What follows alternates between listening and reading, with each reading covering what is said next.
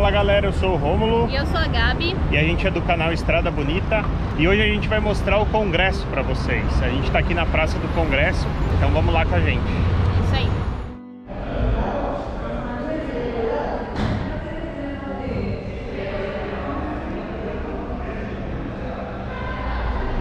Então, galera, aqui é a entrada.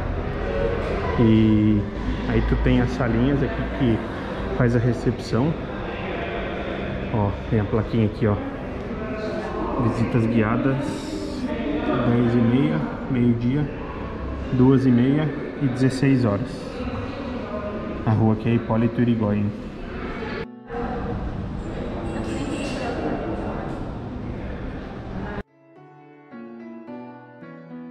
A guia não deixou a gente filmar, e por isso a gente vai mostrar algumas imagens e falar mais sobre o Senado da Nação por aqui.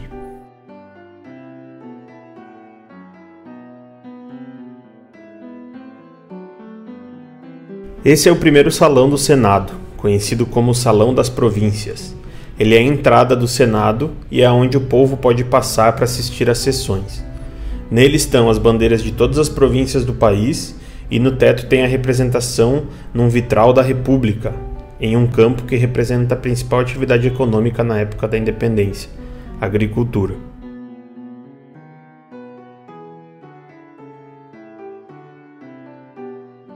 Logo depois tem o Salão Azul. Ele é o salão mais nobre da casa. Todos os mármores presentes nas colunas são maciços e foram trazidos da Bélgica. Os mármores rosas, abaixo das colunas, foram trazidos de Alicante, na Espanha, e o piso de madeira da Alemanha.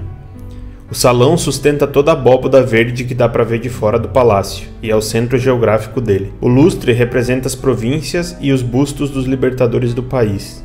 Ele tem 2 toneladas e foi feito com bronze retirado dos cartuchos da Guerra de Independência.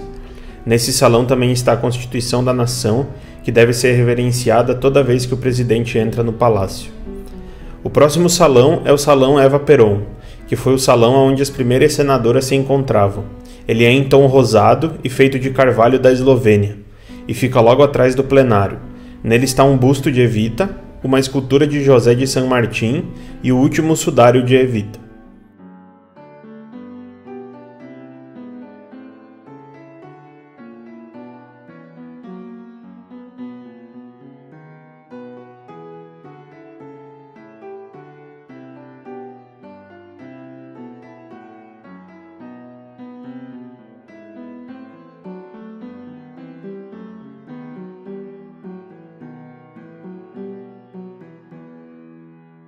O plenário conta com 72 cadeiras e 2 andares, um para a imprensa e o último para a população em geral.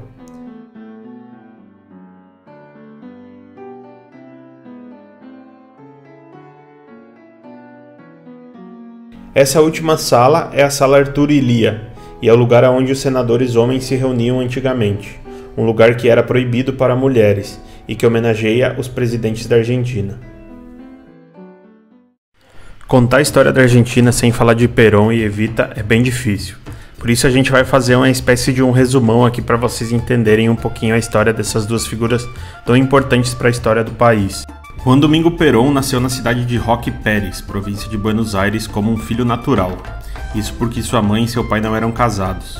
Devido à dificuldade de documentação da época e à miscigenação dessa comunidade argentina, até hoje é impossível saber a data exata do seu nascimento e a sua origem étnica.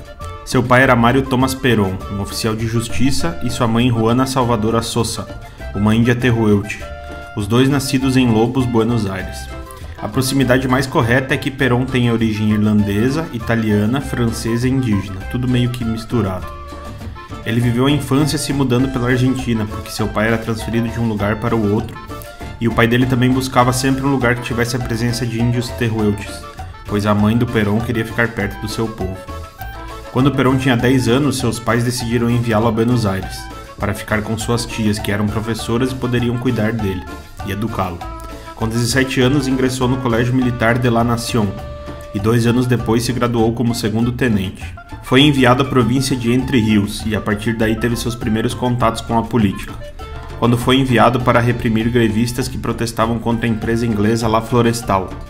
Perdeu a sua primeira esposa, Aurélia Tizon, em 1929, e depois disso tirou alguns anos para se distrair, empreendendo algumas viagens para conhecer a Argentina, principalmente a região patagônica. Na volta, foi crescendo de cargo, assim como foi crescendo seu interesse pela política. Em 1941 foi promovido a coronel, e a partir daí sua vida militar começa a dar lugar à vida política. Em dezembro de 1943 foi nomeado secretário do Trabalho e Segurança Social. Com o apoio do movimento sindical, começou a desenvolver uma política ativa de proteção dos trabalhadores. Aos poucos ganhou respeito e notoriedade, aumentando sua popularidade e autoridade, especialmente pelo apoio que recebeu de trabalhadores precários chamados descamisados.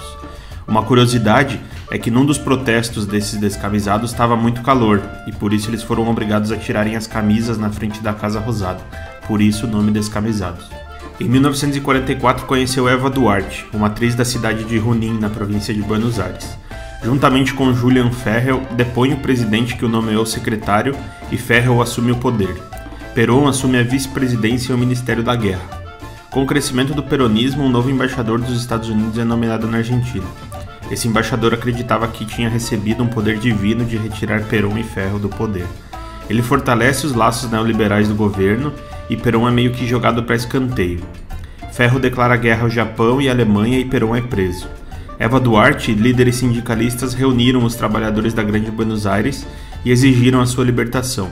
Devido a essa enorme multidão, Ferrell foi obrigado a libertar Perón e convocar novas eleições.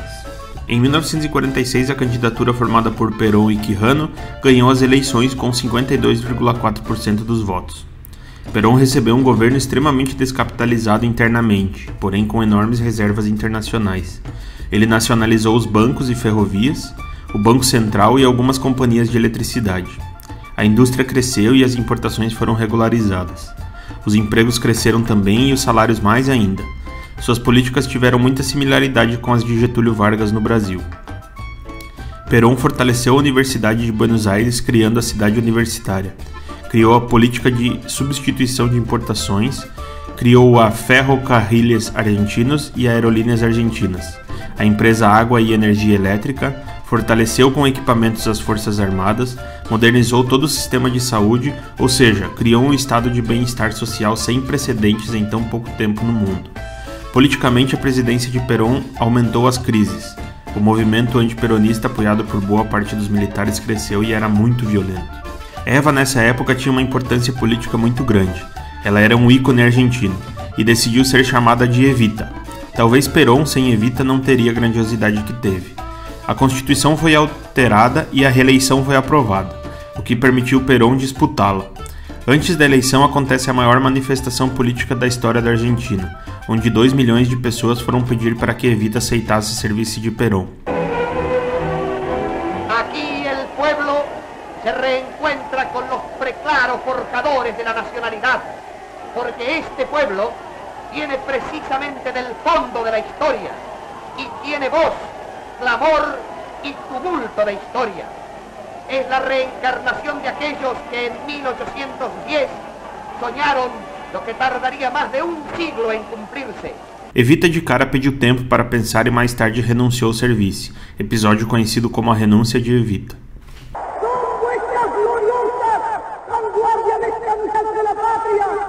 Que están presentes hoy porque han tomado el porvenir en sus manos y saben que la justicia y la libertad la impondrán únicamente teniendo al general Perón dirigiendo la nación.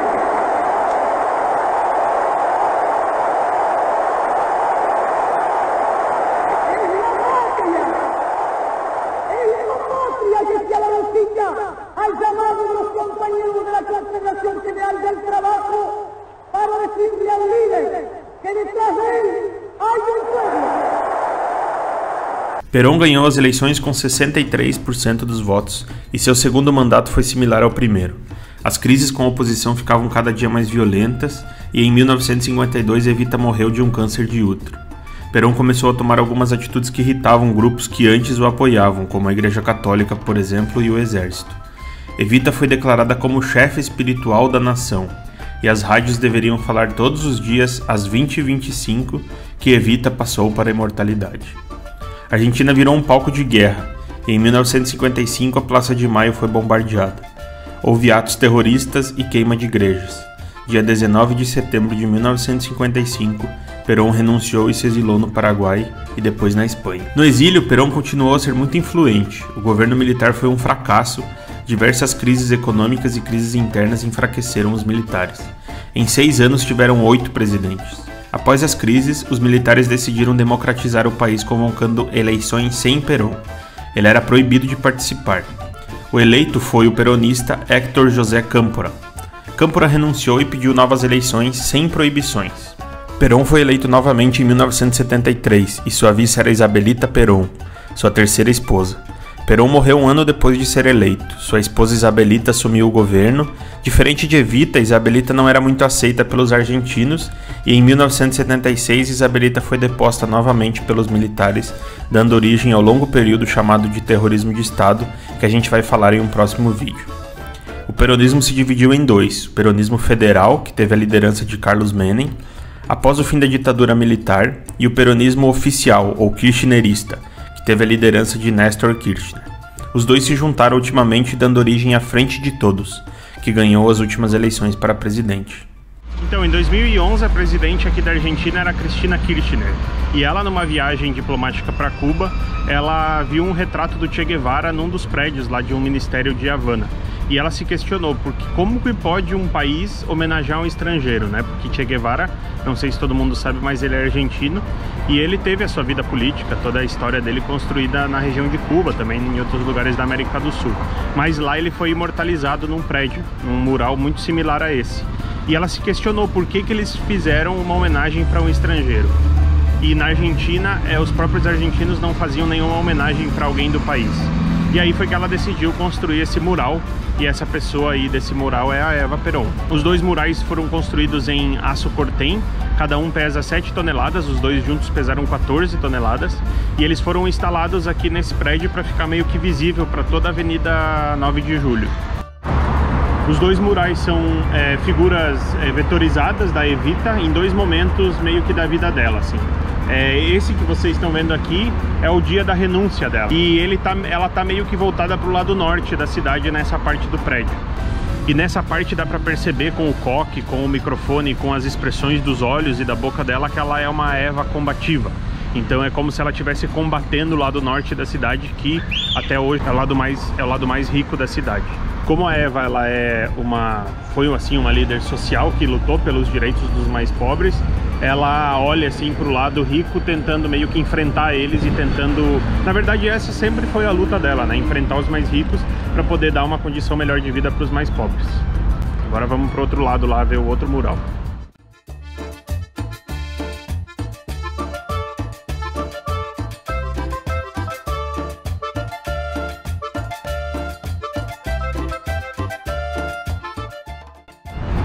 E aqui na parte sul do prédio, né, que está mais especificamente voltada para o bairro de Avejaneda, a gente vê uma Eva um pouco diferente. Ela já está com um aspecto assim mais carinhoso e na verdade ela está olhando para o lado mais pobre da cidade, que é o lado sul. A flor que ela tem na lapela, os olhos dela e o formato da boca que ele já está assim em um tom mais de compaixão e olhando com carinho, na verdade, esse lado mais pobre da cidade, que era o povo que ela mais defendia na época que ela foi política.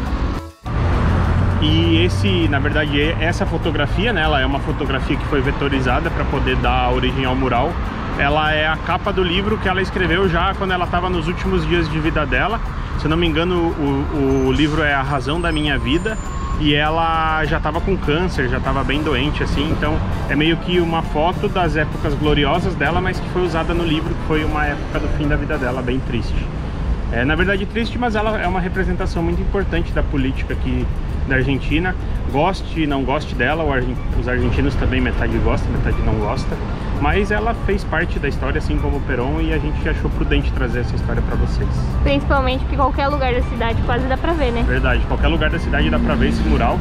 E na realidade é isso, ela foi uma pessoa muito importante. E esse vídeo não tem nenhum cunho político, é só pra poder contar a história da cidade que foi realmente, do país, na verdade, que foi realmente importante. E ela fez parte dessa história. Então a gente se despede desse vídeo aqui, espero que vocês tenham gostado. Muito obrigado por ter assistido ele até o final. Se você ainda não é inscrito, se inscreve no canal. Isso aí. E também siga a gente lá no Instagram, @aestradabonita, e a gente faz live lá 3 vezes por semana. semana e tá sempre conversando com vocês. Então acompanhe a gente lá também. Isso aí, valeu! Até mais, tchau!